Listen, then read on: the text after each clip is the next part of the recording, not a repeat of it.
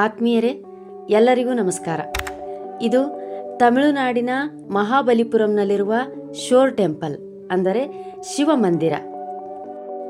ದಕ್ಷಿಣ ಭಾರತದ ಪ್ರಾಚೀನ ದ್ರಾವಿಡ ಶೈಲಿಯ ದೇವಾಲಯಗಳಲ್ಲಿ ಇದು ಕೂಡ ಒಂದು ಅತ್ಯಂತ ಪ್ರಸಿದ್ಧವಾದಂತಹ ದೇವಾಲಯವಾಗಿದೆ. ಈ ದೇವಾಲಯವನ್ನು ಸುಮಾರು 8ನೇ ಶತಮಾನದಲ್ಲಿ ಪಲ್ಲವರ ಅರಸ 2ನೇ ನರಸಿಂಹನ್ ನಿರ್ಮಾಣ ಮಾಡಿದ್ದಾನೆ. ಇದು ಸುಮಾರು 18 ಮೀಟರ್ ಉನ್ನತವಾದಂತಹ ಶಿಖರವನ್ನು ಹೊಂದಿದೆ. ಶಿಲೆಗಳಿಂದ ನಿರ್ಮಿತವಾದಂತಹ ದ್ವಿದೇವಾಲಯದ ಸಂಕುಲವನ್ನು ಹೊಂದಿದೆ.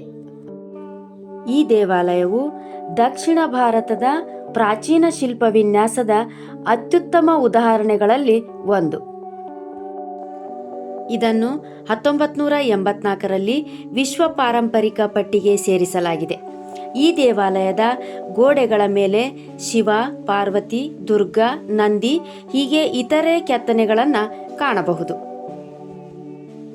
ಪಲ್ಲವರು ಗುಹಾ ದೇವಾಲಯಗಳಿಂದ ಹೊರಬಂದು ಕಟ್ಟಡ ರೂಪದ ಕಲ್ಲಿನ ದೇವಾಲಯ ನಿರ್ಮಾಣಕ್ಕೆ ಮೊದಲ ಹೆಜ್ಜೆ ಇಟ್ಟ ಉದಾಹರಣೆಯೇ ಈ ದೇವಾಲಯ. ಪಲ್ಲವ ಶಿಲ್ಪಕಲೆಯ ಅಪರೂಪದ ಮಾದರಿ ಆಗಿದೆ. ಸಮುದ್ರದ ಮಧ್ಯೆ ನಿಂತ ಶಿವಲಿಂಗ ಇದಾಗಿದೆ. ಸಮುದ್ರದ ತೀರದಲ್ಲಿರುವ ಕಾರಣ ಈ ದೇವಾಲಯವನ್ನು ಶೋರ್ ಟೆಂಪಲ್ ಎಂದು ಕರೆಯಲಾಗುತ್ತದೆ.